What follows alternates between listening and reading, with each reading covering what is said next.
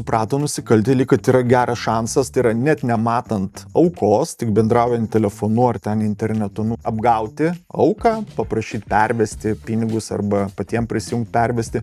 Žala žmonėms dažniausiai būna apie 12-15 milijonų, tai čia tik oficialiai. Kokiais atvejais jau turėtų lošimo bendrovė informuoti FNTT apie įtartinus tos pinigų srautus? Buvo klastojami dokumentai, tai yra sąskaitos, pateikiami finansų darbuotojai, kad būtų apmokėti. Ką turėtų žinoti patys žmonės, kurie nori aukoti, kur atkreipti dėmesį, kad ta visgi auka nukeliautų ten, kur jos tikslas?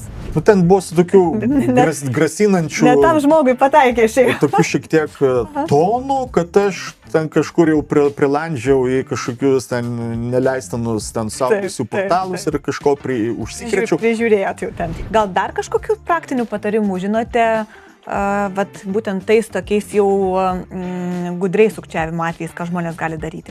Dažniausiai tai tie žmonės, kurie tuo užsiema, jie daugiau mažiau žino, kad tie pinigai už kažką ten, kažkokie šeidį, tai ten pilkieji tokie. Bet gali būti ir truputį naivesnių žmonių, kurie jiems gal atrodys, kad čia viskas teisėta ir jisai turi kažkokią sutartį su kažkokia įmonė, turi kaip ir darbo papildomą, kas čia blogo. Tai kiek dabar dirbtinis intelektas jau vaidina vaidmenį prevencijoje?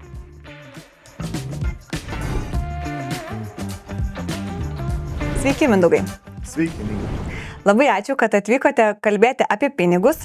Klausytojams noriu pristatyti, su manim šiandien yra Mindaugas Petrauskas, buvęs FNTT direktoriaus pavaduotojas, o šiuo metu RegTech, tokios įmonės pinigų plovimo prevencijos ar finansinių nusikaltimų prevencijos skyriaus vadovas. Ar teisingai jūs pristatau? RegTech tai čia kaip ir sritis, o įmonės pavadinimas Amlais ir taip mes specializuojamės pinigų plovimo prevencijos instrumentų finansų įstaigom.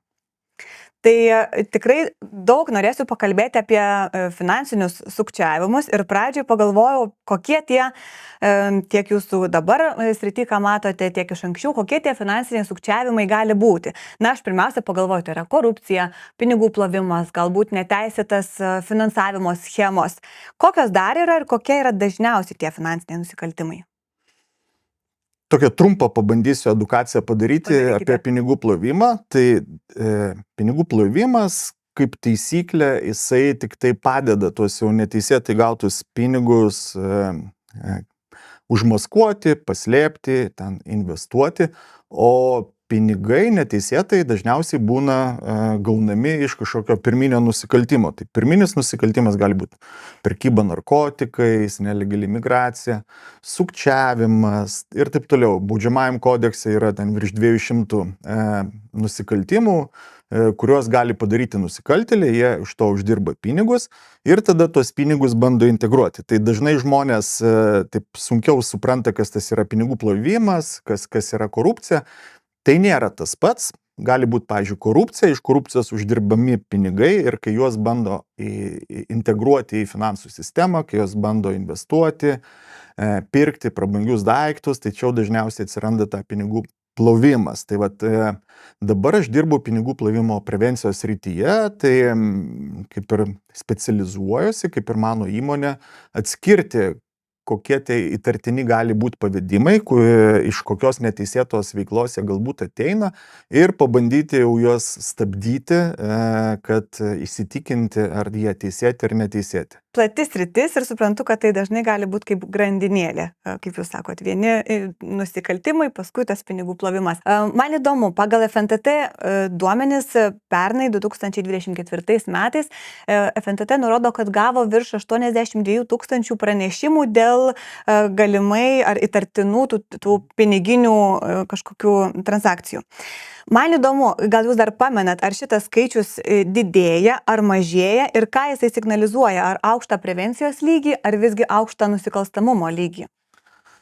Jisai didėjo paskutinius 5 metus, kai aš dar dirbau FNTT ir apytiksliai 2018-2019 metais, tai buvo pavyzdžiui, ten 1500 įtartinų pranešimų apie įtartiną veiklą, vėliau apie 3000, paskui jisai išaugo beveik iki 100 000.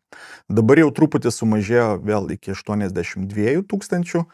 Kodėl taip atsitiko? Pagrinde atsitiko, kadangi mūsų finansų sektoriui atsirado nemažai naujų fintech įmonių, kripto keityklų ir jie susiduria irgi su finansiniam operacijom ir apie tuos įvykius raportuoja finansinių nusikaltimų tyrimų tarnyba. Tai aišku, didžiausias žaidėjas tai turbūt buvo Revolutas, kuris Daug raportuoja? užsiaugino klientų didelį skaičių ir kadangi didelis skaičius klientų, daug transakcijų, daug ir jie raportuoja. Tai aš sakyčiau, kad šiuo atveju tai išsiplėtė mūsų finansų rinka, nes jeigu mes turim 3 milijonus, tam, pavyzdžiui, gyventojų Lietuvoje, tai sąskaitų Lietuvos finansų įstaigose turi turbūt, ten nežinau, gali būti ir apie 50 milijonų, kadangi daug užsieniečių turi sąskaitas ten Revolute, kitose fintekuose ir gaunasi, kad jau dabar mes raportuojam ne tik tai apie Lietuvos piliečius, bet apskritai apie visus klientus, kurie turi sąskaitas Lietuvos finansų įstaigose. Tai tikėtina, kad dėl to labiausiai čia padidėjimas toksai. Suprantu, bendrai spektras mūsų vadinasi plečiasi, ar ne? Mes patapome tuo finansinių centrų Europos, vienų iš, kaip būdavo anksčiau, pavyzdžiui, kalbama ten Londonas, Liuksemburgas, Arabų Emiratai. Tai dabar Lietuva irgi jau turbūt gali būti minima kaip finansų centras, kadangi iš tikrųjų yra nemažai įstaigų, daug klientų, daug operacijų ir esame matomi ir tie skaičiai tik patvirtina tai. Suprantu. O aš galvojau dar apie sritis, kuriuose tas neteisėtas pinigų naudojimas yra ir kaip tos sritys keičiasi. Ir vieną pagalvojau sritį iš tokio mūsų kasdienio gyvenimo, tai medicina, pavyzdžiui, kur anksčiau nešti kyšį, buvo kaip savaime suprantamas dalykas, kur net būdavo galbūt įkainota, kad už operaciją reikėtų tiek paduoti, ar net ten už kažkokią procedūrą tiek. Čia, man atrodo, apskritai išnyko, bent man taip atrodo, tas neteisėtas pinigų naudojimas. Kokias tendencijas jūs stebit kitose srityse, gal kažkur išnyko, o kažkur daugėja tų neteisėto pinigų naudojimo atvejų? Taip, stebime. Iš tikrųjų, turbūt reikėtų kalbėti apie organizuotą nusikalstamumą. Ir jeigu buvo įprasta galvoti, kad organizuotas nusikalstamumas, tai yra Pablo Escobaras, ten daktarai, tai yra ten 60 klanai, 60, 70, ten 90 metai, daug smurto, ginkluoti, vežioja ten narkotikus, pardavinėja, grobia žmonės, ten užsiema prekybą žmonėmis, nelegalus gabena. Tai taip ir buvo 90 metais. Ir panašiai nuo 2000-ųjų vyksta pokyčiai, kaip ir finansų sistemoje, taip ir nusikalstamumo pasaulyje, nes finansų sistemoje pinigai pereina iš grinųjų daugiau jau į elektroninį formatą.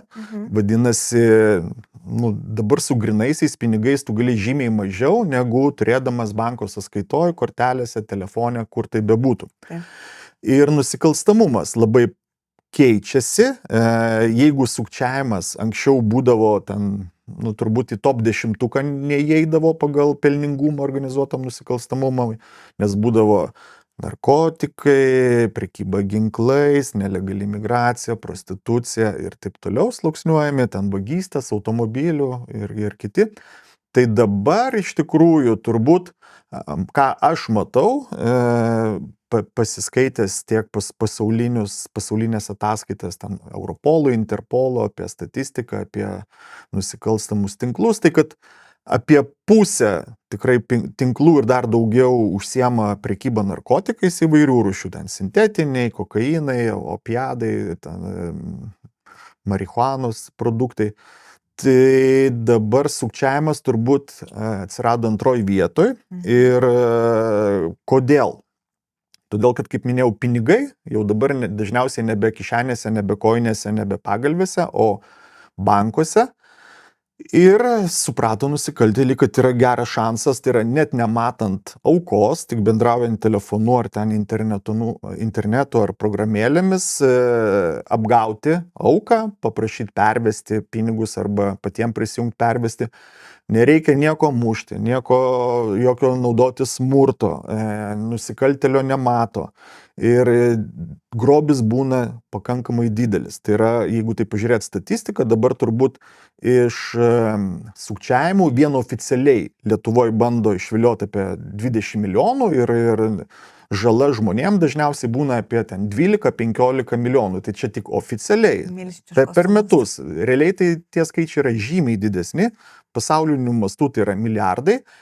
Ir rizika žymiai yra sumažėjusi, kadangi net jeigu ir tave pagaus, kad tu sukčiautojas, net jeigu ir tai bus kažkokia labai sėkminga policijos operacija ar ten tarptautinė, tai maksimaliai kokia galima bausmė, tai ten laisvės atėmimas ten iki 4 metų, iki 6, galbūt iki 8, jeigu jau yra teistumo ir ten didelės sumos, bet realiai tai dažniausiai, jeigu būna pirmas teistumas, nesmurtinis nusikaltimas, tai ir tos net laisvės atėmimo bausmės dažnai būna neskiriama. Tai organizuotas nusikalstamumas jisai skirtas, kad kuo su mažesnė rizika pasidaryti didesnius pinigus. Sukčiavimas ir internetiniai nusikaltimai būtent yra dabar tokie, kadangi gabendamas narkotikus tu gabini fiziškai ir jeigu tave sugaus, yra įrodymai ir bausmės yra 10-12 metų ir kai kuriuose šalise ten ir iki mirties ir net ten mirties bausmė.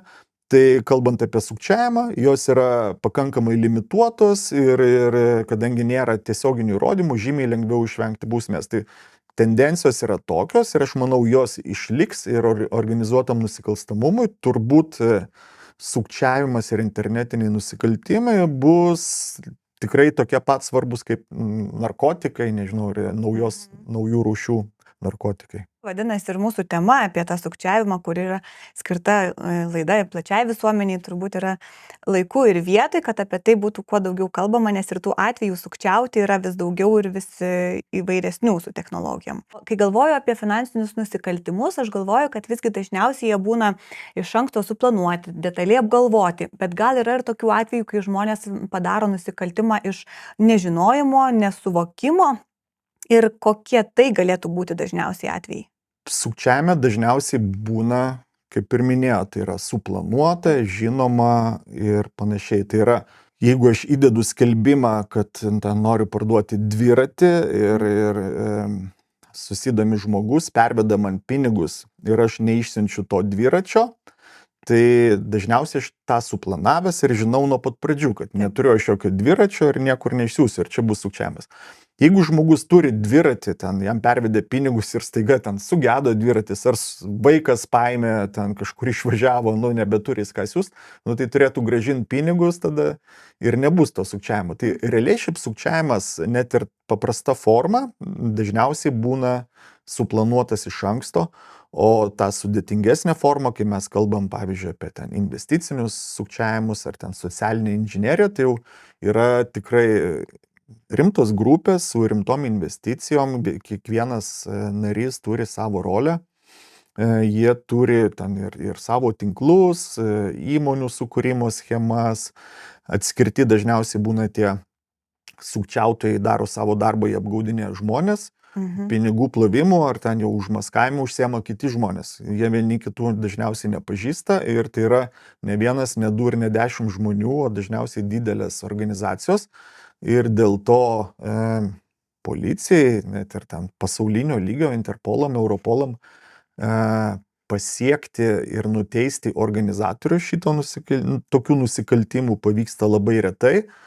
Aš beveik net nežinau tokių atvejų, dažniausiai tai parodo, policija įbėga, ten išdaužia stiklus, kokiam ofise įmeta ten ašarinių dujų, ten tos vargšus tuo metu būnančius ofise ten, žodžiu, nuskriaudžia, parodo, bet čia iš tikrųjų žemiausio lygio yra nusikaltėliai, kurie daro skambučius.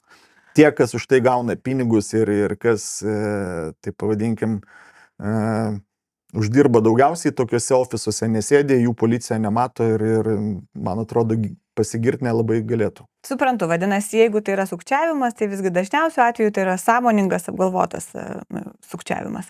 O dar noriu šiek tiek pakalbėti ir apie jūsų dabartinį darbą MLIS įmonę.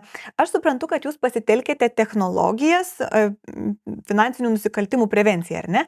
Tai kiek dabar dirbtinis intelektas jau vaidina vaidmenį prevencijoje?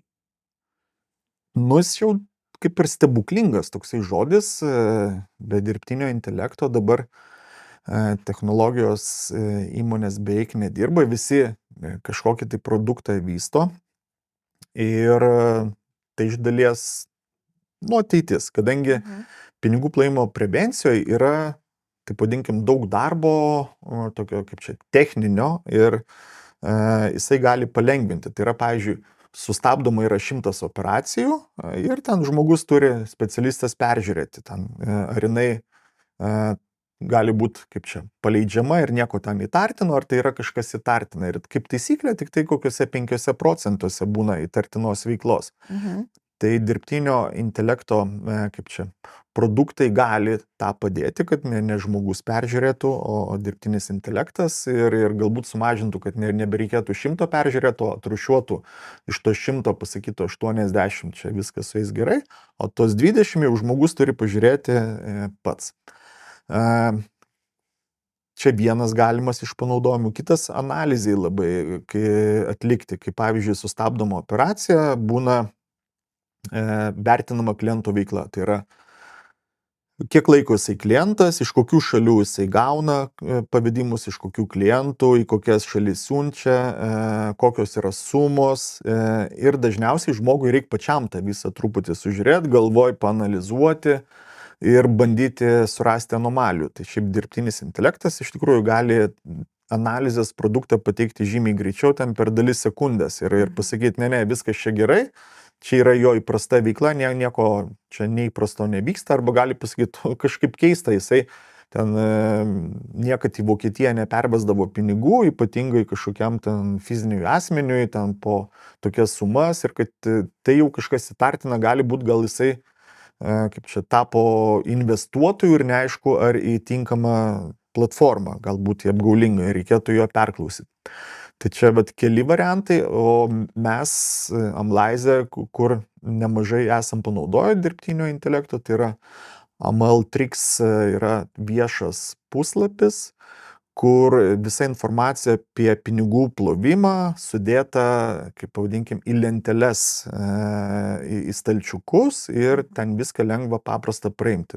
Tai yra, ką mes padarėm, apie 1400 įvairių šaltinių, raportų, ten Interpolo, Europolo, bankų, centrinių ten, ir panašiai Europos komisijos kažkokių, sudėjom į vieną vietą, su dirbtinio intelekto pagalba mes tą visą išrūšiavom ir dabar pas mus viskas yra sudėta.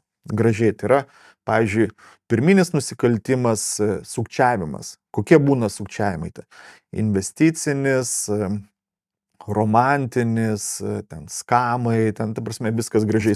Romantinis, kas tai yra?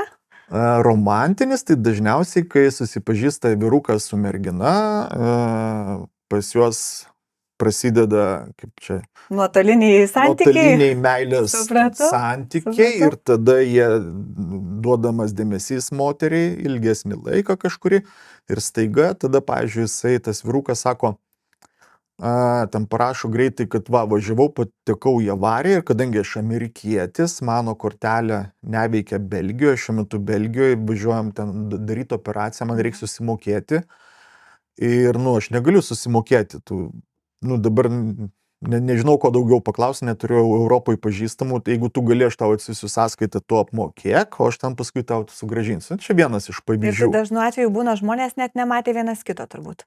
Taip, arba kaip matė nuotraukos. Taip matė ekrane. Taip, bet gali būti ir su dirbtiniu intelektu gali ten ir bet kurį ten veidą pasidaryti ir balsą ir panašiai. Tai jie Nu, čia romantinis Taip, pavadinimas. supratau.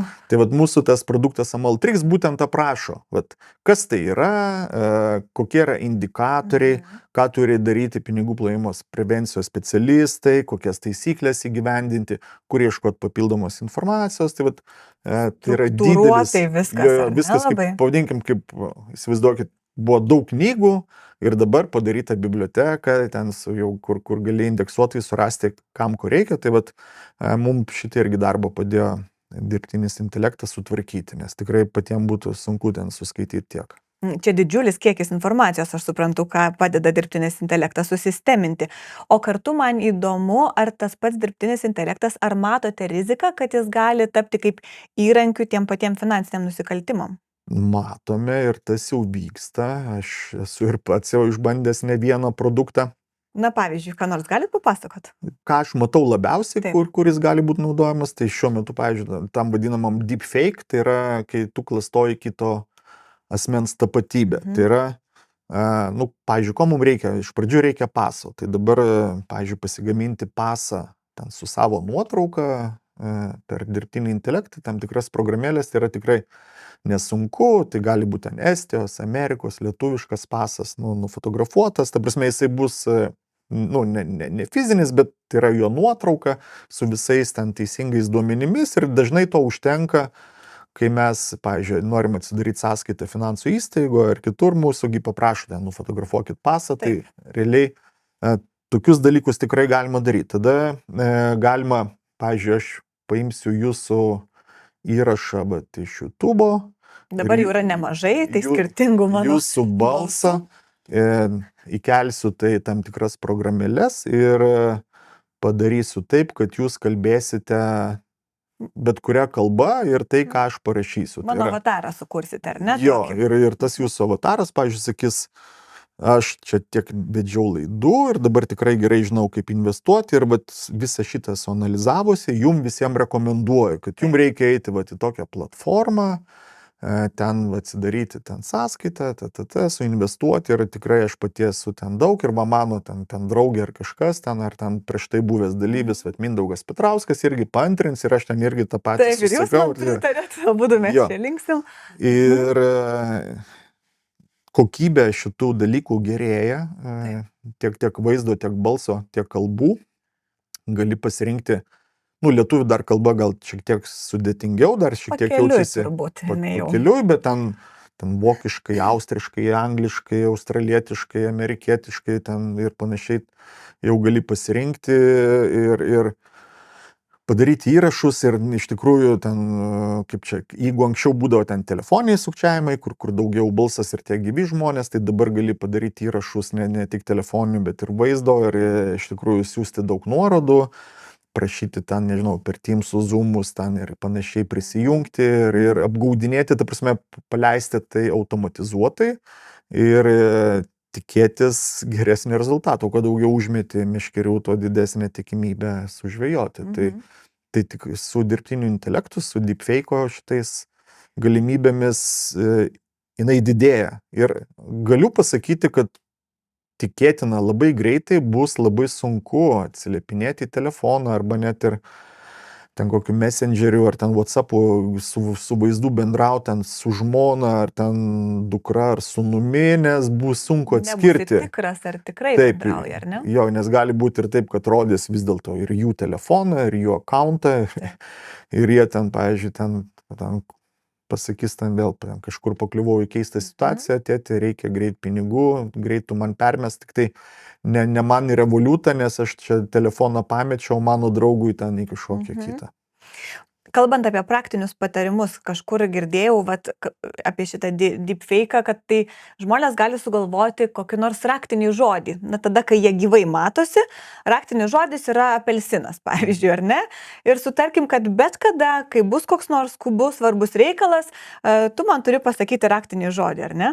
Gal dar kažkokių praktinių patarimų žinote, būtent tais tokiais jau gudriais sukčiavimo atvejais, ką žmonės gali daryti? Kaip apsisaugoti nuo to? Gal mano paprasčiausias tai būtų, jeigu jums skambina ten sukčiautojai ten alio mama ar šiaip, nu, vat, skambina kažkas. Jeigu jum per Messengerį bando susisiekti per WhatsApp, per Telegramą, per kitas programėlės, jeigu su jumis susisiekia ir pradedat kalbėti, nepabijokit pasakyti stop, man čia dabar yra ten kitas skambutis, arba aš kažką turiu daryti, aš tau tuoj perskambinsiu. Va, ir iš tikrųjų tada paskambinkit jau savo ten tam tikrajam asmeniu ir perklausykit, ar iš tikrųjų čia jisai skambina.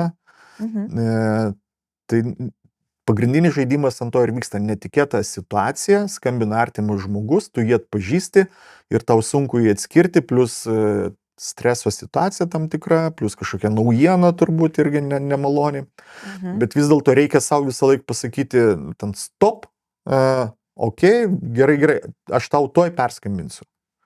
Labai geras taip. Jo, toks, perimti iniciatyvą į savo pusę. Galiu pasakyti, man paskutinį kartą skambino prieš savaitę ir toks naujas variantas, iš tikrųjų nebuvau jo turėjęs. Labadiena, skambina jums iš kibernetinio saugumo centro. Lietuviškai bendravo? Taip. Kur jūs lankėtės, kokiuose puslapiuose, kokiuose portaluose paskutiniu metu, nes matome, kad jūsų kompiuteris ir jūsų įranga ir telefonas yra infekuoti. Nu, ten buvo su tokiu grasinančiu... Ne tam žmogui pataikė šiaip. Tokiu šiek tiek tonu, kad aš ten kažkur jau prilandžiau į kažkokius ten neleistinus ten saugusių portalus ir kažko užsikrečiau. Prižiūrėjot jau ten. Bet aš tuo metu kaip tik iš tikrųjų dalyvavau susitikime, su vienam ausim, ten mokymuose, kita čia atsiliepiau. Galvoju, galima būtų pažaisti, dar ten truputį pažiūrėti tą jų modus operandi, bet, kaip ir nėra laiko, sakau, klausykit, aš dabar mokymuose, paskambinkit man vėliau. Arba galima pasakyti, nes lietuviškas numeris, arba aš jums perskambinsiu po ten 10-15 minučių. Va, ir dažniausiai tuom pasibaigia, nes jie nori iš pirmo karto, iš netikėtumo faktoriaus sužaisti ir, kaip čia, užtikti nepasirengusius. O kai jau perimi iniciatyvą pats skambinė, arba jam jau reikia antrą kartą dažniausiai neskambina.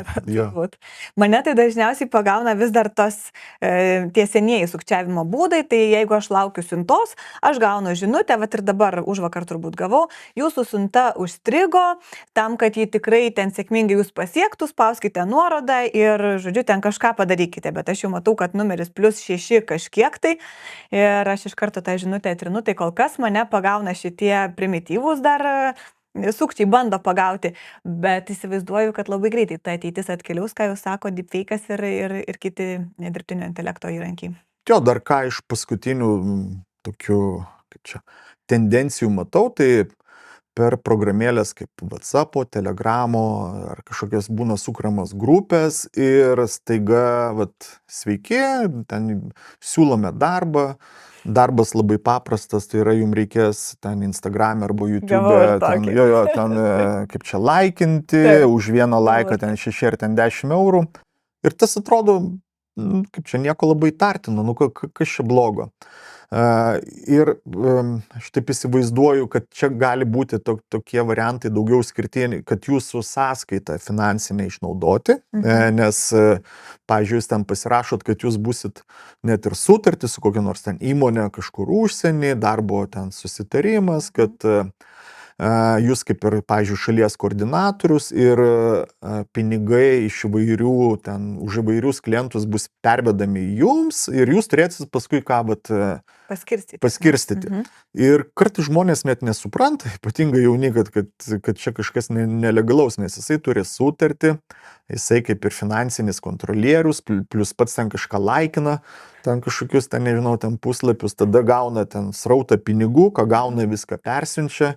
Ir jam atrodo viskas gražu, ten kažkokią dalį pasilieka. Lengvai uždirbti pinigai? 50 eurų ar ten per dieną, kas yra, ten papildomai prie darbelio, plus ten 15 minučių čia pasidėjo pavedimus padarė. Ir paskui kažkurio momentu jau ateina informacija, kad, pavyzdžiui, per jūsų sąskaitą praėjo ten pinigai, ten, kurie galbūt susijęs su sukčiavimu. Ir tada, tokia patinė situacija. Ir tam žmogui nemalonu nes likis čia oficialiai dirbo ir nieko nežinojo ir gal nežinojo, ir neįtarė, o jau ten policijai, teisėsaugai, jau ten jam pradeda uždavinėti klausimus, kaip čia tu toksai, kaip čia plovikas. Jau tu Bet gal čia var yra tos situacijos, ką aš pradžioje klausiau, ar gali būti, kad iš neišmanimo dalyvauja sukčiavimo schemoje. Tai vad gal tai galėtų būti, ar ne ta situacija? Tokiu atveju, kad jie gali būti kaip čia manimulais, šitais pinigų paskirstytojais. Tai yra, tu neteisėtai pinigų gautų paskirstytojais toliau ir leidžiate per savo sąskaitą. Dažniausiai tai tie žmonės, kurie tai tuo užsiema, jie daugiau mažiau žino, kad tie pinigai už kažką ten, kažkokie šeidį, tai ten pilkieji tokie. Bet gali būti ir truputį naivesnių žmonių, kurie jiems gal ir atrodys, kad čia viskas teisėta ir jisai turi kažkokią sutartį su kažkokia įmonė, turi kaip ir darbo papildomą, kas čia blogo. Tai įmanoma. Trumpam sustabdau, nes turiu jums prašymą. Šiuo metu mūsų kanalas turi kiek daugiau negu 1000 prenumeratorių, o su komanda mes išsikėlėme tikslą iki metų pabaigos surinkti 3000. Tad labai kviečiu jūs komentuoti, laikinti mūsų laidas ir žinoma prenumeruoti. Taip jūs mums labai padėsite. Grįžkime į pokalbį. O jūs paminėjote tą investicinį sukčiavimą ir aš galvoju apie vieną iš tokių pastarojo meto įdomiausių turbūt atvejų, ką ir prieš filmavimą minėjau, jums tai yra Baltcap atvejis. Jeigu galvotume, kad mūsų klauso žmonės, kurie nėra girdėję Baltcap šitos visos situacijos, norėčiau labai trumpai paaiškinti, kas tai yra. Na, iš savo pusės galiu pasakyti, kad tai buvo nuo 1995 metų veikiantis investicinis fondas, kurio įsteigtas Estijoje, akcininkai yra lietuvis, latvis, estas ir 2 įmonės, estų ir suomių įmonė, ar ne? Ir šita įmonė turėjo tokį sukčiavimo skandalą. Gal jūs galite trumpais bruožais apibūdinti, kodėl tas skandalas susilaukė tiek dėmesio? Tai jeigu labai trumpai, tai pati įmonė, kaip investicinė įmonė, jinai kaip ir nieko nepažeidė, vykdė savo veiklą kaip visą laiką, tai yra gaudavo pinigų, perinvestuodavo turbūt ir, tai žinoma, kadangi tokia veikla ir dideli pinigai. Taip. Bet atsirado vienas iš samdomų darbuotojų, kuris dalį įmonės pinigų pasisavino ir ta dalis pasirodė didelė. Aš dabar jau tiksliai nebeatsimenu, bet ten apie 40 milijonų. Dabar, kai aš skaitinėjau šviežiai, tai nurodoma apie 40 milijonų. Tai gaunasi, kad darbuotojas gavo iš įmonės lėšų 40 milijonų, tai yra jau daug, mano manimu. Ir čia vienas klausimas buvo ir tada, turbūt ir dabar tyrime turėtų atskleisti, tai kaip veikia įmonės sistema, kodėl galėjo atsirasti tokios žalos ir kodėl nebuvo kažkokių kontrolės instrumentų.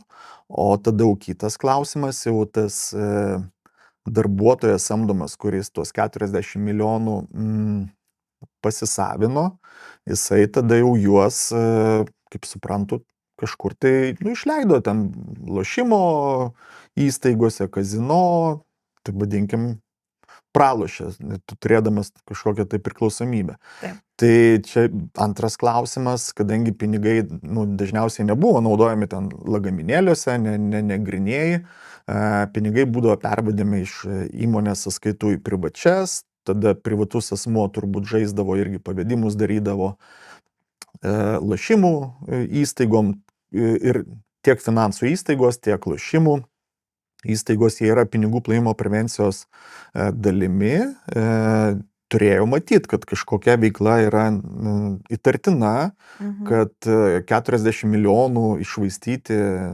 samdomam darbuotojui, tai čia jau tikrai atlyginimas ar ten bonusai turėtų būti jau labai dideli. Taip.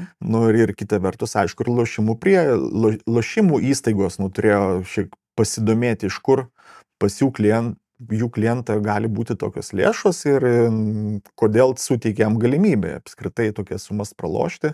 Ir dar ten atsiranda klausimai, ten, pavyzdžiui, Lietuvoje ar Estijoje jisai žaidė, nes jeigu Lietuvoje, tai kaip ir galėjo, Estijoje lyg ir neturėtų, nes kiekvienas žaidėjas turi žaisti savo šalį, kur jisai reziduoja. Tai tokių klausimų daug. Tai aš kiek žinau, ten tyrimas iki galo nepasibaigęs. tiek turbūt FNTT, tiek prokuratūra turėtų paskui ten pateikti jau detalesnę informaciją, kodėl tokie dalykai įvyko ir kaip. Kiek aš domėjausi, kiek viešai yra prieinama informacijos, kad žmogus, kuris kaltinamas tuos pinigus pasisavinęs, kad tai jisai darė apie 5 metus ir galimai lošė, bet jūs dar anksčiau gal labiau tą situaciją domėtės, gal jūs žinot, kas visgi nutiko, kad po tų 5 metų jis atkreipė dėmesį, nes tai buvo gana ilgas laiko tarpas, vadinasi, kurį laiką jisai sėkmingai ir tyliai tai darė, bet kažkas turėjo nutikti, kad po tų 5 metų visgi pradėtas tyrimas. Nežinot, kas tai buvo? Kiek atsimenu, tas tyrimas buvo ir tas skandalas susijęs ir su nacionaliniu stadionu, Taip. kadangi Baltkepas turėjo finansuoti šitą projektą ir kažkurio momentu turbūt Baltkepas, nežinau, auditą pasidarė ar kaip ten buvo, kad jie pamatė, kad tokių pinigų nebeturi ir galimybių investuoti į statybas nebeliko. Dėl to, kadangi buvo ir kiti partneriai, ten statybų įmonės ar ta pati savivaldybė, kurie yra užsakovai šitos statybos, šito objekto, turbūt pradėjo kelt klausimus, kaip čia taip atsitiko, kad jūs lyg ir planavot ir turėjot pinigus. Tuo labiaugi, kad jie nėra vien tik tai jūsų, čia yra investuotojų pinigai, gali būti ir visų mūsų, aš nežinau, koks ten buvo tas portfelis, tai kodėl čia taip atsitiko, kad jų trūksta. Ir tada nuo to momento pradėjo po truputį teikti informaciją ir ką dabar žinom, tai jau tokį vaizdą. Aišku, jisai turbūt dar nėra galutinis, nes negirdėjau, kad dar vyksta tyrimas. Jo, kad tyrimas būtų jau kaip čia pabaigtas, atiduotas į teismą ir kad jau būtų išplatinta viešai visos detalės, tai Lauksim, įdomu. Aš mėginu suprasti, ne iki galo tikrai suprantu schemą ir mėginu suprasti žingsnius, nebūtinai šitą konkrečią, bet kaip tai teoriškai galėtų būti. Yra fondas, yra investuotojai, kurie per banką perveda savo pinigus tam fondui, ar ne? Ir kaip tie pinigai galėtų toliau judėti, kad jie galiausiai ateitų iki lošimų bendrovės. Ar kažkokią teorinę schemą galėtumėte įsivaizduoti? Dar prieš filmavimą jūs man paminėjot, kad galbūt tai yra kažkokios išrašomos sąskaitos ar už paslaugas, ar kažkaip kaip tai galėtų atrodyti? Tai vėl iš viešos erdvės, kiek buvo paskelbta apie tyrimą, tiek pačios FNTT, tiek prokuratūros, tai buvo minima, kad samdomas darbuotojas neteisėtai iš įmonės gavo išmokų, pateikdamas sąskaitas ar tai už kažkokius darbus, ar tai už kažkokias prekes, kurių iš tikrųjų nebuvo. Tai buvo klastojami dokumentai, tai yra sąskaitos ir pateikiami finansų darbuotojai, kad būtų apmokėti. Tai lik ir toks paprastas nusikaltimas, čia gaunasi dokumentų klastojimas ir sukčiavimas ir žinoma, investuotojų pinigai, jie visai kitiem dalykams skirti, kaip dažniausiai, kad pinigai darytų pinigus, būtų investuojami ten įvairaus rizikos produktus, bet ne į kažkokias prekes ar paslaugas. Iš ties sunku patikėti, kad tai yra vienas žmogus tame ir įdomu, galvoju, apie ką tai labiau signalizuoja, apie priežiūros institucijų kažkokias spragas, apie vidinės įmonės procesų spragas arba galbūt net įmonės kažkokias kultūros spragas, kažkas vis tiek tas sąskaitas turėjo matyti, tvirtinti. Galvoju, kur čia didžiausios spragos atsiveria tokią situaciją analizuojant. Kaip minėjau anksčiau, aš tai matau tokias du blokus. Vienas tai blokas įmonė, kuri valdė pinigus ir kaip čia iš jos pavogė pinigus samdomas darbuotojas. Tai čia kaip ir namie, jeigu iš namų pavogė pinigus, tai reikia surasti silpną vietą. Ar tai ant duris, ar per balkoną. Tai aš įsivaizduoju, kad įmonė dabar jau suprato savo silpnas vietas ir turėjo progą pasitaisyti ir susitvarkyti, aišku, kaina didelė, bet čia kaip čia įvyko. Antras blokas tai yra pinigų plovimo prevencijos sistema, tai finansų įstaigos, kuriuose buvo sąskaitos, pavyzdžiui, įmonės sąskaitos, to privataus asmens sąskaitos, tada lošimų įstaigos, tarp jų vyko pavedimai, mokėjimai įvairūs, tai kodėl galbūt nebuvo sustabdyti arba identifikuoti anksčiau, tai čia kitas klausimas. Nors kiek aš žinau ir viešoje erdvėje buvo paminėta, kad buvo pranešta irgi apie tam tikras įtartinas operacijas ir veiklas to asmens, tai vadinasi, ta sistema nebuvo, kad visiškai neveiktų. Jinai suveikė, žinoma, ne tiem 40 milijonų, turbūt žymiai mažesniai sumai ten kažkokių tai pavedimų, bet vyko ir padarė. Tai aš dabar galvoju, kad tos lošimų priežiūros tarnyba ir Lietuvos bankas ir FNTT ir žinoma visi įpareigoti subjektai turėjo galimybę pervertinti vėl savo kaip čia taisyklės ir peržiūrėti galbūt kažkokius saugiklius įdiegti. Nu, kaip pavyzdžiui, saugiklis gali būti, jeigu iš įmonės sąskaitų daromi pavedimai į privataus asmens sąskaitas, ten nuo tam tikros sumos, pavyzdžiui, tai galbūt reikia ne tik paprašyti, pavyzdžiui, pagrindžiančių dokumentų, kad ten, bet galbūt ir paaiškinimo ir įmonės vadovų, ar iš tikrųjų, nu, kaip čia, tokios buvo paslaugos, ar ten prekės, ir ar čia nėra kažkokio darbuotojo galbūt sugalvota versija, tik tai kaip pagrysti tas išlaidas. Tai aš manau, pasimokė visi po truputį, reikia tikėtis, kad tų tokius skandalingų įvykių bus mažiau, bet kur pinigai, ten atsiras gudresnių, kur vieni ten uždirba teisėtai ir turi daug pinigų, kiti norės kažkaip lengvai jos pasisavinti. Ir turbūt niekad taip nebus, niekad idealus pasaulis nebus, kad neatsirastų kažkokios formos sukčiautojų, kurie norės ir sugalvos ten kitą schemą ir tikrai visi galvosim, nu čia tai kažkas naujo. Taip, iš tiesų tokios nemalonios situacijos ir pamokas suteikia, kaip jūs sakote, ir įmoniai, ir institucijoms, ir duok Dieve, kad tas pamokas gerai išmoktume.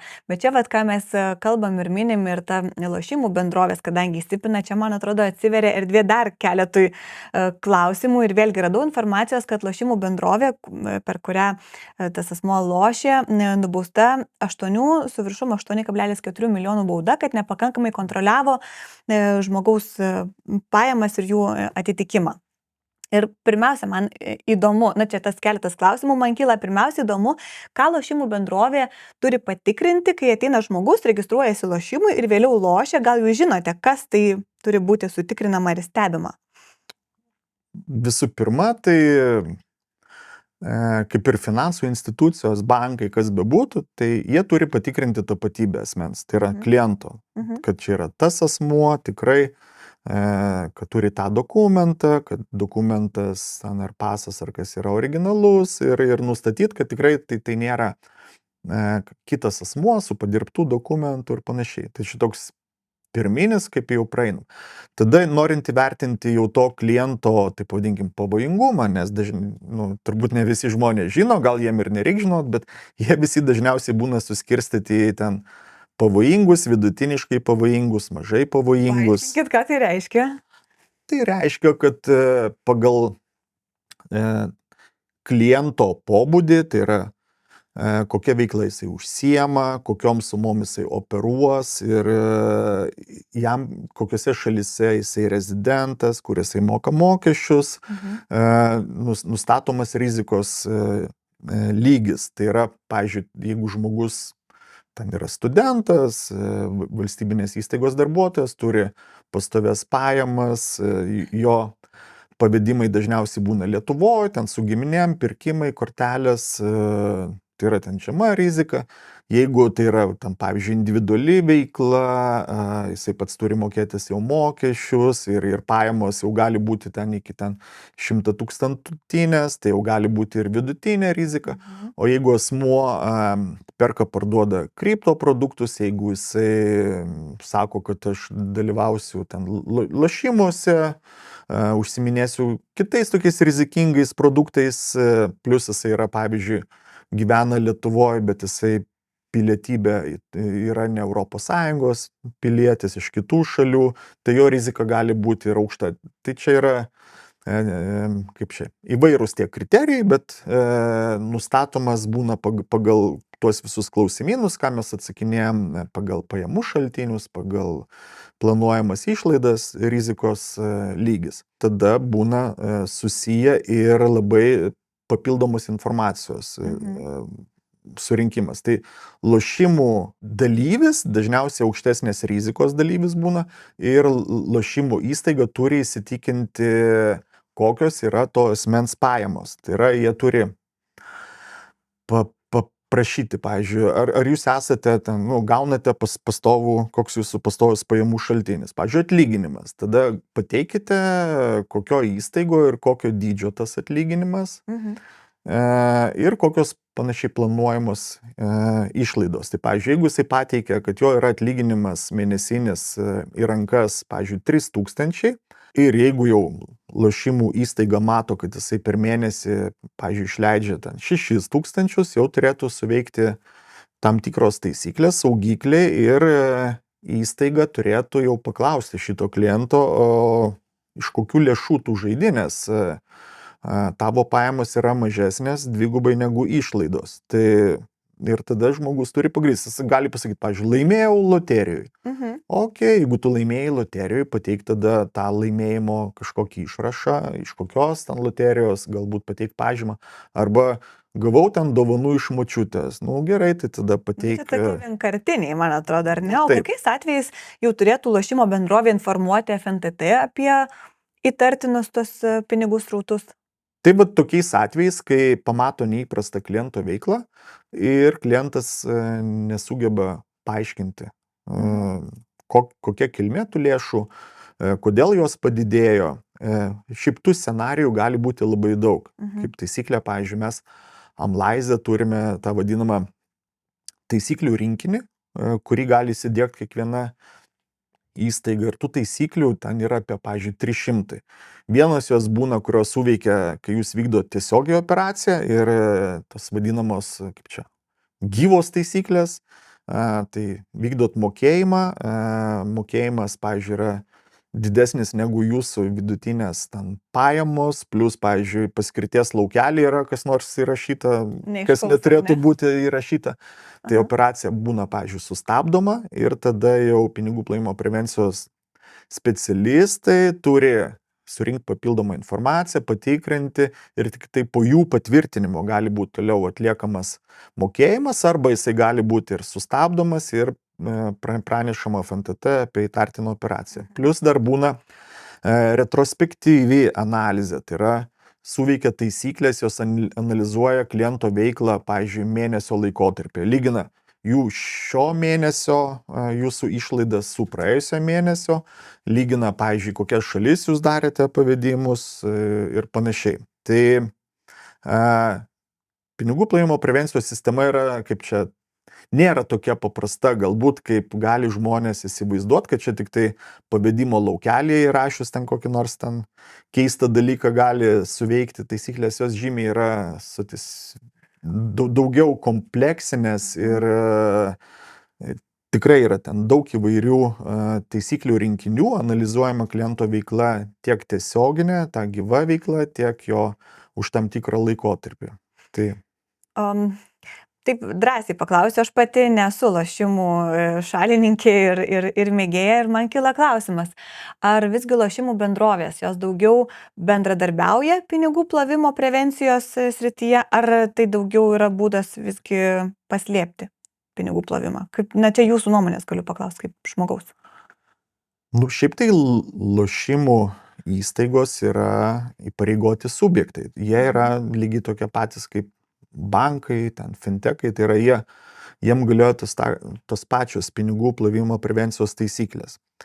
Tai vienas faktas, jas prižiūri lošimų priežiūros tarnyba, tai pavyzdžiui, jeigu Lietuvos bankas, ten FNTT daugiau prižiūri finansų įstaigas, daugiau dėmesio skiria, tai lošimų priežiūros tarnyba jau daugiau turėtų lošimo įstaigom dėmesio skirti ir tikrinti jų atitikties, ten visus formalumus ir panašiai. Tai jie turėtų būti, taip pavadinkim, nu, tokie patys geri, kaip ir bankai, kaip ir fintechai. Turėtų. Kaip turėtų būti. Aš pats kaip nesusidūręs, nu, asmeniškai su jų veikla, nesu žaidėjas, nesu, kaip čia, susikūręs savo kokio profilio, tai negaliu pasakyti, ant kiek ten jų sistemos yra geros, bet šiaip pagal įstatymą, tai jie turėtų būti tokie patys geri, kaip visi, o kaip jie yra iš tikrųjų, nežinau, čia gal tada... Taip, suprantu, čia aš tiesiog gal nuomonės labiau klausiu. Dar man įdomu prisiminus tą pačią Baltkepo situaciją, ten visgi, kadangi vidinis tyrimas Baltkepo nurodė, kad apie 40 milijonų eurų buvo išvesta iš fondo. Įdomu, ar tai galėjo būti, kad ne visi jie pralošti ir kad jie visgi kažkur tai kitur iškeliavo ir galbūt laukia, kol tas asmuo gaus baudą ar ir vėliau juos naudos? Teoriškai, ar taip galėtų būti? Tai teoriškai galėtų, bet čia turbūt tik tai jau tą pamatysim, kai pasibaigs tyrimas ir byla nueis į teismą. Ir tai teisme jau ten turbūt pateiks dalį informacijos, kurią per tyrimą surinko, kur tos buvo išleistos sumos.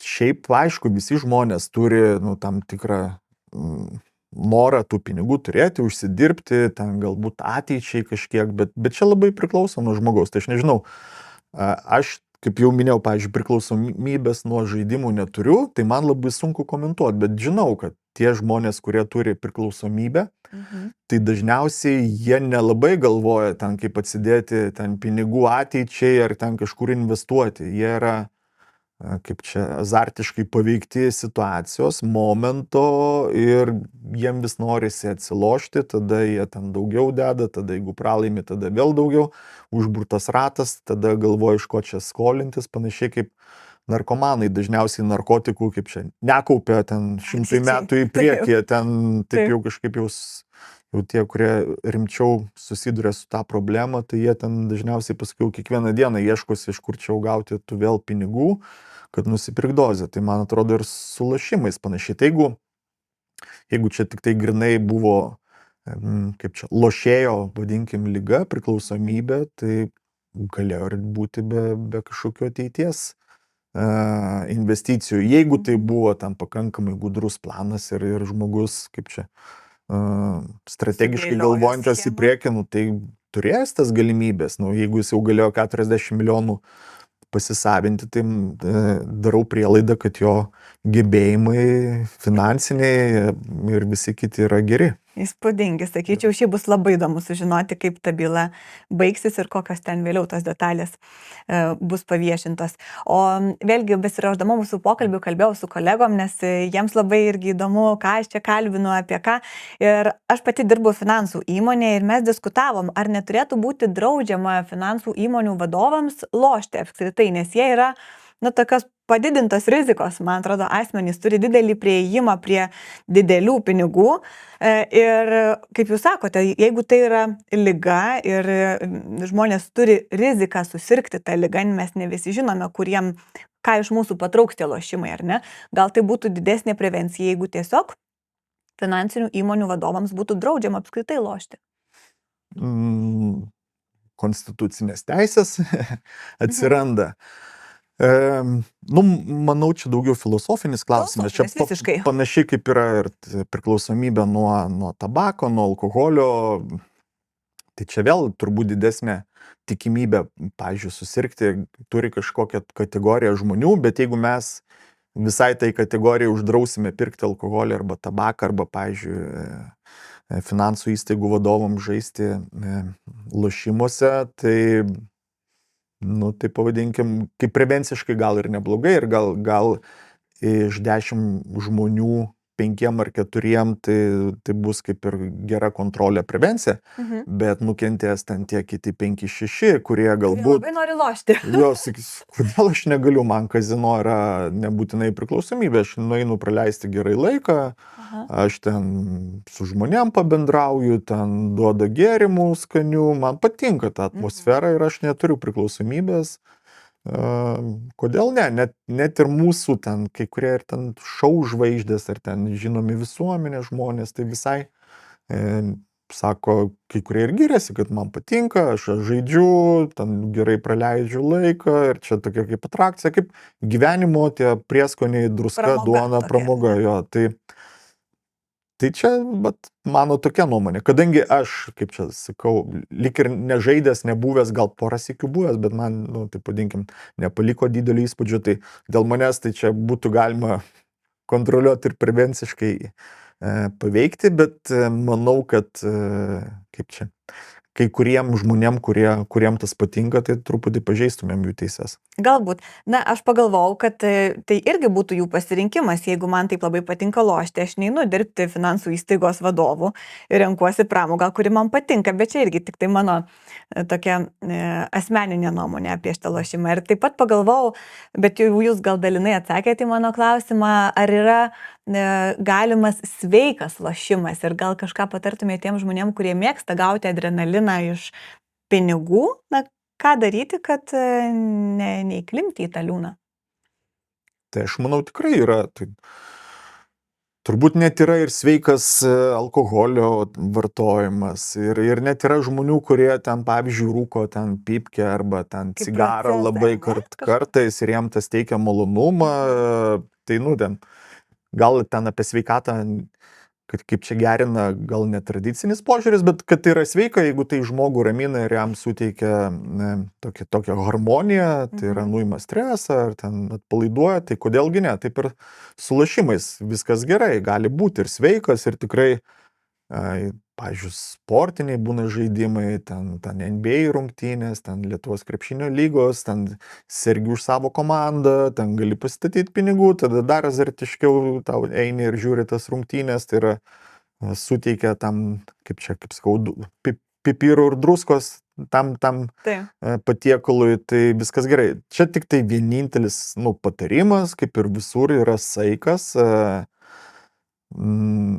To išmokyti turbūt negalima, kiekvienas asmeniškai viduj turi tą saiką, bet ir kai kalbėjom, kaip čia pradžioj laidos, tai yra dar iki įrašo, kad yra keli dalykai, kuriuos labai sunku kontroliuoti. Tai pavyzdžiui yra ten koks, kaip čia, išbandymas valdžia, labai sunku ten sustoti ir suprasti, kad jau tau gal užtenka ir nebereikėtų kilti, tu pasiekiai savo ribą.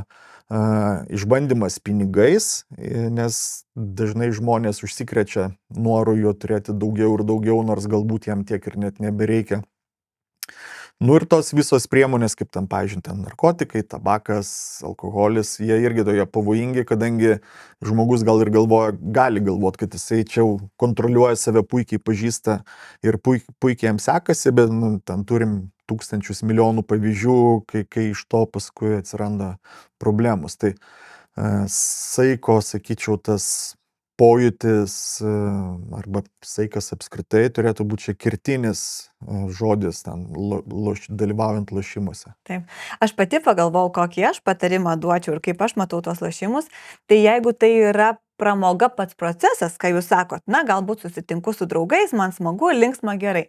Bet jeigu aš tai žiūriu kaip į lengvą ir greitą būdą gauti pinigų ir tikiuosi, kad va čia aš greitai praturtėsiu, tai man atrodo, va šituo atveju reikėtų griežtai net neperžengti slenkščio arba net kažkur internetu net nemėginti tos savo laimės bandyti greitų pinigų gauti. Nu, taip, jūs teisi, iš tikrųjų tie žmonės, visi, kurie eina ir galvoja, kad jis bus būtent tas laimingasis ir jisai laimės, tai jie visi turėtų matematiškai pagalvoti, iš kokiųgi jisai pinigų laimės. Tai dažniausiai, kaip čia, vis tiek anksčiau ir vėliau tu išeisi kaip ir pralaimėtojų, nes, nu, kazino neinvestuoja, ten lošimų įstaiga neinvestuoja, kad kažkas tai laimėtų ir uždirbtų. Taip jau sistema sudėliota, kad iš tų žaidėjų, kurie ateina, iš tų pinigų didžioji dalis vis dėlto, kaip suprantam, nueina organizatoriam ir dalis iš jų sugrįžta kažkuriem žaidėjam, mažesnė dalis. Ir vis tiek pagal tikimybių teoriją, tai jeigu ten vieną kartą laimėjai, antrą, trečią, nu tai ten ketvirtą, penktą, šeštą pralaimėsi daugiau, nes nu negali tai būti, kad vienam sektųsi, o visiems nesisektų. Taip, turbūt vien kaip jūs ir sakot, logiškai pagalvoti, kad lošimų bendrovė ji turi gyvuoti iš žmonių praloštų pinigų. Tai jeigu jie daugiau laimėtų negu praloštų, tai tada nebūtų tų lošimo bendrovė. Žiūrėkim visus futbolo klubų rėmėjus, krepšinio klubų rėmėjus, lygas Lietuvoje ir panašiai. Beveik visų jų rėmėjai yra lošimų įstaigos, vadinasi, jie turi galimybių. Turi galimybių, taip. O aš pagalvojau dar apie dar vieną sritį, kur man įdomu žinoti, kiek ten yra gajus finansiniai sukčiavimai. Tai yra, pavyzdžiui, paramos kažkokie fondai. Ir žinau, metų pradžioje buvo pasirodęs straipsnių, kad pradėtas tyrimas dėl galimai pasisavintų neteisėtai 6 milijonų eurų iš Europos paramos fondų, kur ten apie 30 įmonių įtraukta. Kaip jūs iš savo dabartinės įmonės perspektyvos matote, ar kiek tai yra irgi stebima ir kiek ten ta finansinių nusikaltimų prevencija ten yra aktyvi? Tai yra dideli pinigai. ES skiria tikrai didelius pinigus valstybėm dėl įvairių projektų. Tai gali būti susiję ten su žalia energetika, su darbo vietų kūrimu, su neįgaliųjų integracija. Tai yra tikrai daug visokių projektų ir dažniausiai tie projektai būna prašomi, kad pavyzdžiui gavus paramą reikia ten pastatyti pavyzdžiui kažkokį objektą, ten turizmo centrą, paskui jį ten išlaikyti, pavyzdžiui, kokius 5 metus ir tik tai paskui jis jau gali tapti ten nuosavybė to viso organizatoriaus. Tai tų reikalavimų yra labai įvairių ir žmonės, ypatingai tie, kurie tuos projektus administruoja, nes dažniausiai tuos projektus administruoja įvairios agentūros Lietuvoje ten projektų valdymo, ten kokia agentūra, žemės ūkio ten agentūra, jų gali būti įvairių. Tai būna kartai žmonių, kurie žino, kaip tie projektai veikia, ką reikia įgyvendinti, ką galima įgyvendinti tik ant popieriaus ir paskui nebūtinai gyvenime. Tai tikrai tiek iš savo darbo FNTT atsimenu, kad buvo ne vienas ir ne 2 tyrimai, kai grupės žmonių, žinodami tą visą mechanizmą, sukuria ant popieriaus ten gražius popierius, viską pateikia, ką reikia agentūrai, jie patikrina, patvirtina, kad viskas atitinka, gauna pinigus, tada gal kažką paimituoja, ten labiau, mažiau paimituoja, bet kaip taisyklė iki galo to projekto neįgyvendina ir jau pinigus pasisavina. Tai tokiu atveju tikrai būdavo ir tenais sumos tikrai didelės. Tai yra tie projektai dažniausiai fiziniam asmenim ten 1000 eurų parama, juridiniam asmenim ten 100 000, milijonais ir kai kas, aišku, susigundo tais tokiais, kaip vadinkim, lengvi greiti pinigai, europiniais pinigais, jo, ir net pas mus yra net tokie žodžiai kaip čia įsisavinti. Tai ir tą suvokiame dažnai, kad įsisavinti, tai europinius pinigus pasiimti. Ten padarysiu, nepadarysiu, kam įdomu. Svarbu, jeigu duoda pinigus, reikia imti. Tai tokia situacija, manau, kaip čia, tikėtina gerėja, žmonės sąmoningėja ir galbūt jau tų tokių grobstytų mažėja, bet tikrai dar turėtų būti, kadangi paramos sumos yra milijoninės. Net milijardinės, kiek Europos skiria Lietuvai į įvairią infrastruktūrą investuoti, ten į statybas, į kelius, tai tikrai atsiranda gudresnių už gudrius, kurie nori kaip čia lengviau ir paprasčiau tuos pinigus panaudoti. O jeigu, irgi artimas rytis, čia paramos fondai, artimas rytis yra aukojimas. Ir tikrai, man atrodo, mes lietuviai esame aktyvūs aukodami ir norėtųsi toliau skatinti mus tokiais būti. Žinau, kad kartais atsiranda sukčių, kurie net ir aukojimo sistemas pajungia kaip būdą išgauti žmonių pinigus. Ką turėtų žinoti patys žmonės, kurie nori aukoti, kur atkreipti dėmesį, kad ta visgi auka nukeliautų ten, kur jos tikslas? Čia dar sudėtingis. Labai sudėtingas klausimas. Tema, nes taip, šiuo metu tikrai yra nemažai fizinių asmenų, juridinių asmenų, organizacijų, kurios kaip čia renka aukas įvairiem tikslam, bet kaip pavyzdys dažniausiai turbūt tai galbūt paremti Ukrainą. Taip. Paskui jie įsipareigoja ten, pavyzdžiui, arba kažką nupirkti, ar ten automobilius, ar ten kokių ten generatorių ir panašiai, ir nugabenti į Ukrainą. Ir didžioji daly turbūt viskas čia vyksta kaip ir vyksta ir viskas gerai, tikrai žmonės aukoja savo laiką, tie organizatoriai ir kaip čia, negaili ten ir savo investicijų ir ten Ukraina tikrai iš mūsų daug gavo. Bet aišku, čia yra tokia silpna vieta, kadangi atsiradus sukčiautojam, kurie, pavyzdžiui, irgi gali prisidengti to, kaip čia, noro padėti Ukrainai, bet iš tikrųjų tos pinigus pasisavinti. Tai kaip taisyklė reikėtų pasidomėti labiau apie fondą, pasižiūrėti, ar jisai iš tikrųjų, ar ten tos asmenys, ar jie yra registruoti, pasižiūrėti rekvizituose galbūt ten kiek darbuotojų, kaip seniai, susirinkti šiek tiek daugiau apie juos informacijos ir galbūt toks patarimas labiau gal dirbti su tais, kurie jau ten žinomi ir patikrinti. Jo. Yra ne vienas ir ne viena, ne dvi organizacijos, kurie tą daro jau nuo karo pradžios arba net anksčiau. Jie jau patikrinti kažkokių skandalų apie jos nebuvo, nors aišku, galbūt visokių straipsnių bando, čia propagandiniai karai. Čia mes patys suprantam, iš kur tai atsiranda tie straipsniai. Jo, tai darykite tai su patikrintais ir tos rizikos bus mažiau. Manau, labai geras patarimas, man labai patinka, aš tikrai labai skatinu aukoti, tęsti tai, ką mes darome ir turbūt geras patarimas daryti per žinomus asmenis, žinomas organizacijas, kurios tai daro nuolatos. O man dar įdomu, jūs daug metų dirbate finansinių nusikaltimų srityje ir man įdomu, kaip tai keičia jūsų požiūrį į pinigus, ką mes irgi prieš filmavimą pakalbėjom ir jūs sakote dažnai, pinigai susiję su neigiama energija. Man norisi tikėti, kad savo reikėtų įsidiegti požiūrį apie teigiamą pinigų energiją. Tai yra mano pastangos, įvertinimas, pasiekimas tie pinigai, ar ne, galimybė turėti laisvę. Tai vat, kaip jums jūsų darbas keičia požiūrį į pinigus?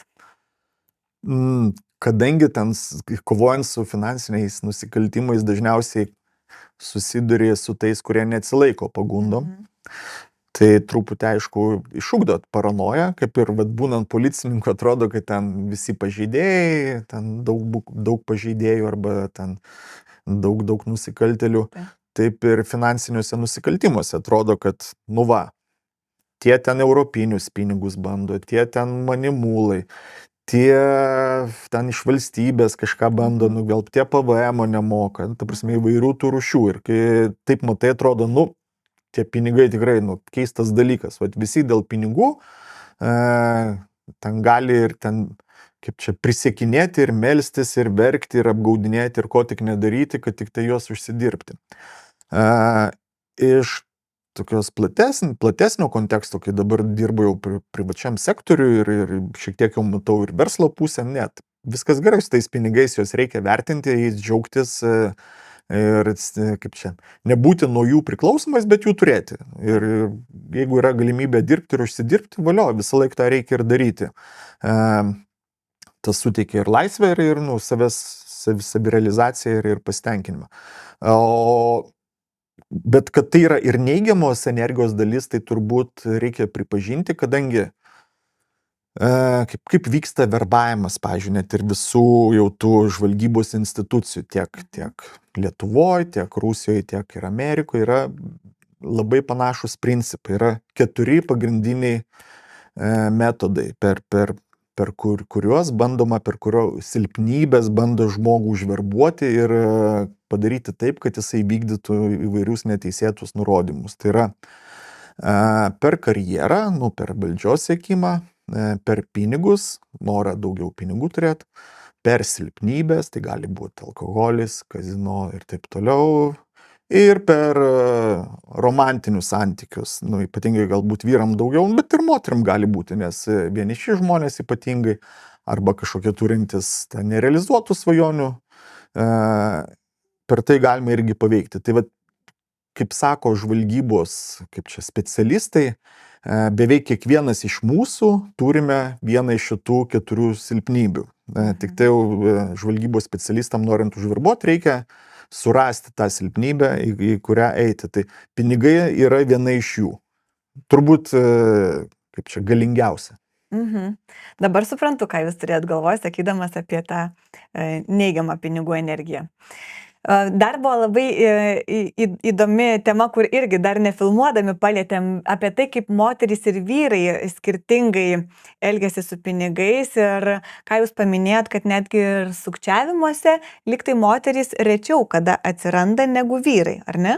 Beveik neatsimenu atveju, kad būtų įtariamieji arba įtariamoji moteris ten stambaus grobstymo bylos ir panašiai. Tai būna pakankamai retai. Lygiai tas pats yra apie korupcinius nusikaltimus, kaip taisyklė moteris žymiai mažiau dalyvauja tokiuose nusikaltimuose ir čia turbūt yra pagal prigimtį. Moteris yra galbūt kaip čia labiau orientuotos ten į šeimos židinį ir į jaukumą ir į mažesnę riziką, o vyrai jau daugiau jau nori ten užtikrinti gerovę ir kiekvienas įsivaizduoja galbūt skirtingai ir tada gal ir saiko nebebūna ir daugiau linkę rizikuoti. Tai iš tikrųjų moteris gali būti kaip prevencijos metodas, tai kai mes, pavyzdžiui, politikoje jau gan dažnai dabar naudojame, kaip į postus atsakingus paskiriame moteris ir lyg ir nebuvo kažkokių skandalų su moterim, ten ar prezidentė, ar premjerė, dažniausiai nebūna kažkokių tokių neigiamų labai situacijų.